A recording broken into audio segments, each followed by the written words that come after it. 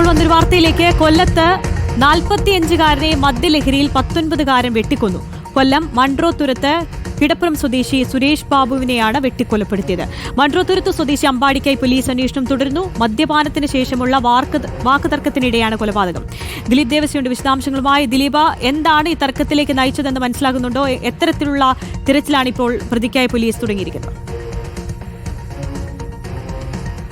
സംഭവം ഉണ്ടായത് കൊല്ലം east Kallada police station പരിധിയിലാണ്.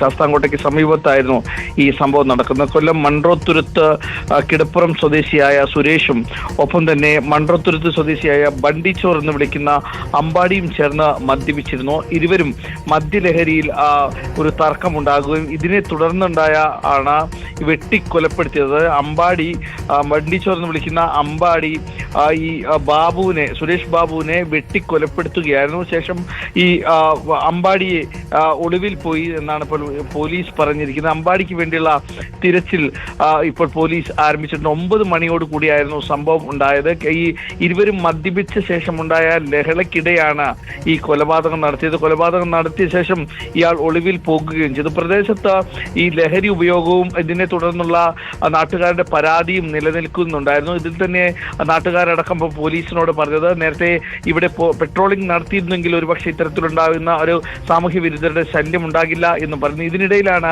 മദ്യപിച്ചെത്തിയ ഇരുവരും തർക്കമുണ്ടാകുകയും കൊലപാതകത്തിലേക്ക് നയിക്കുകയും ചെയ്തത്. ഒരാളെ ഇപ്പോൾ ഒളിവിൽ പോയ പ്രതിക്ക് വേണ്ടി അന്വേഷണം ആരംഭിച്ചു. സുരേഷ് ബാബുവിന്റെ മൃതദേഹം ഇപ്പോൾ പോസ്റ്റ്മോർട്ടം നടപടികൾക്ക് വേണ്ടി ഇപ്പോൾ പോലീസ് ആശുപത്രിയിലേക്ക് മാറ്റുകയും ചെയ്തിട്ടുണ്ട്.